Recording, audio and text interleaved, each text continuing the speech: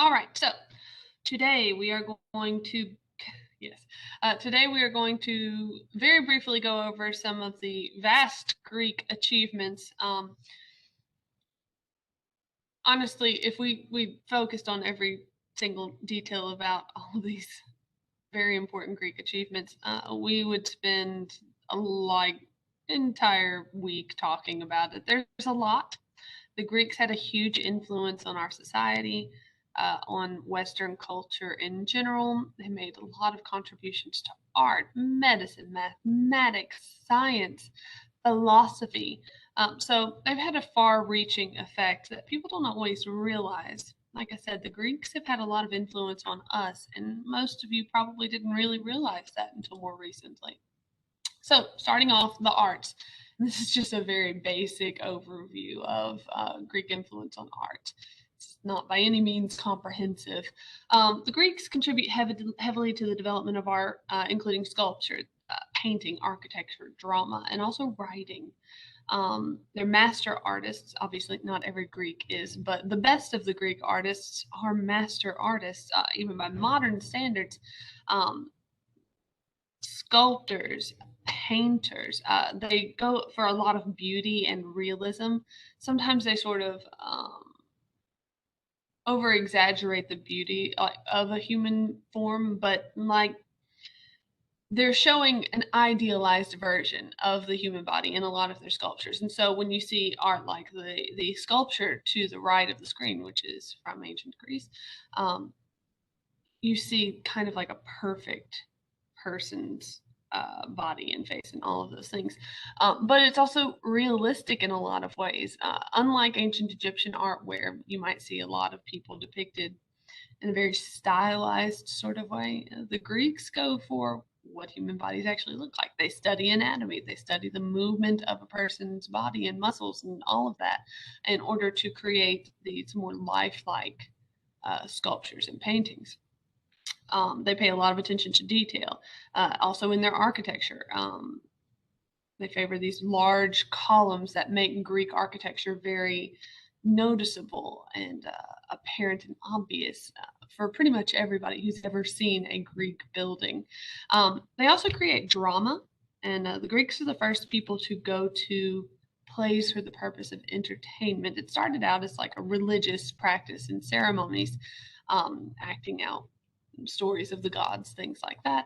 And then it comes to just be a form of entertainment where they go to the theater and they watch plays, and it becomes very popular, and people still do that to this day.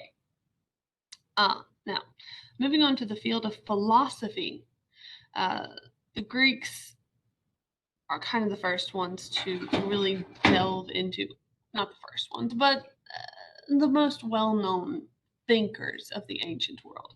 Um, Now, obviously, just like other ancient peoples, the Greeks kind of turned to mythology for much of their history in order to explain the world around them. However, by about 500 BC, a few people start to think of other explanations for the world and life beyond the stories of the gods that they're all told.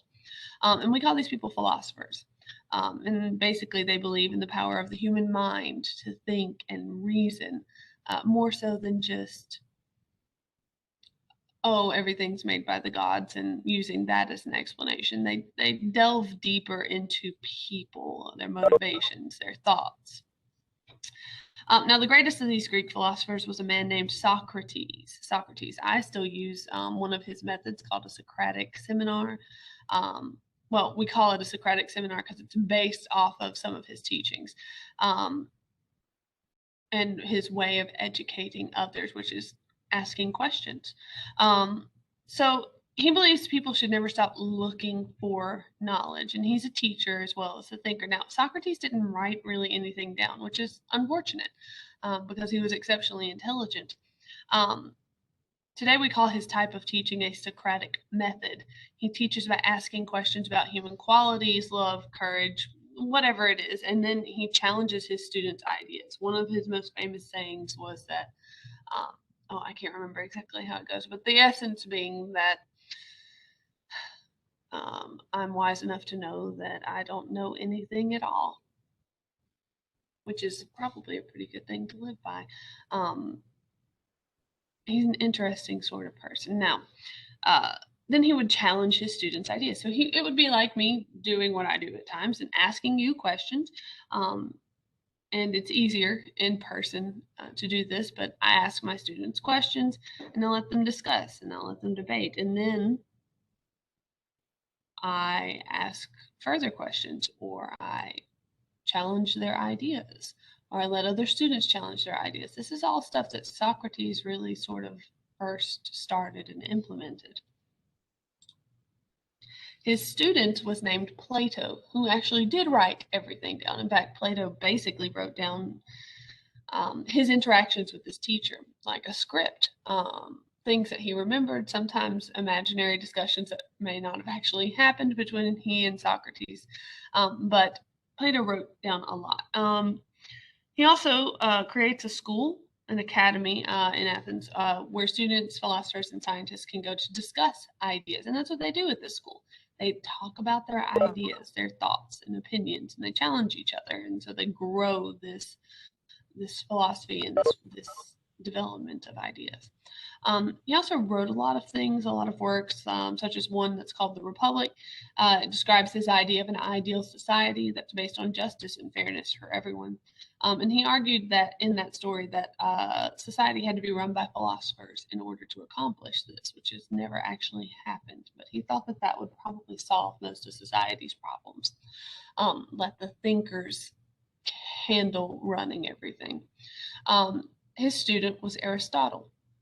Aristotle was also, by the way, the teacher of Alexander the Great, and so that's he's had an influence in the spread of that Hellenistic or Hellenic culture as well, because he was a Greek teaching a Macedonian, and that Macedonian, that Alexander the Great ends up really admiring Greek culture largely because Aristotle is his teacher. So Aristotle is often considered to be the greatest of the Greek thinkers. He taught that people should live their lives in moderation. Um, he taught that balance was important between things, not going to extremes. And he also made great advances in the field of logic, uh, which really wasn't something that had been expanded so much before that. We're going to go back and watch this video in just a second. But first, I want to finish up this recording and discussion. The final Greek contribution that I want to just vaguely skim over would be science. There are two individuals I really want you to be familiar with. Euclid, a mathematician that had a lot of interest in geometry and who is responsible for a lot of the geometric rules that you would use today in a geometry class. So you're going to run into ideas and concepts that were developed by Euclid in ancient Greece. Another very important contributor to the science was a doctor named Hippocrates. He's considered to be the greatest of the Greek scientists. Now, he works to understand what causes disease, but he's better known for his contributions to ethics.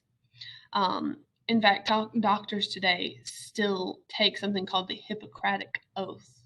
All doctors take this oath, promising to be ethical doctors. And you can actually read it to the side. It says, I do solemnly swear by that which I hold most sacred, that I will be loyal to the progression of medicine and just and generous to its members, that I will lead my life and practice my art in uprightness and honor, that into whatsoever house I shall enter, it shall be for the good of the sick to the utmost of my power. I holding myself aloof from wrong, from corruption, and from the temptation of others to vice, that I will exercise my art strictly for the cure of my patients, and will give I'm sorry, it's a little blurry. No, something, perform no operation, no cure, no drug, no operation for a criminal purpose, even if solicited for less suggest. So basically, it's just the ethics of what a doctor should be, what a doctor should do, and how they should conduct themselves. Does anyone have any questions about Greek art, philosophy, or science. This is very much the bare minimum, because they made a lot of contributions, and there are a lot of very famous ancient Greeks that have had an influence on our society. All right, if none of you have any questions, I'm going to stop the recording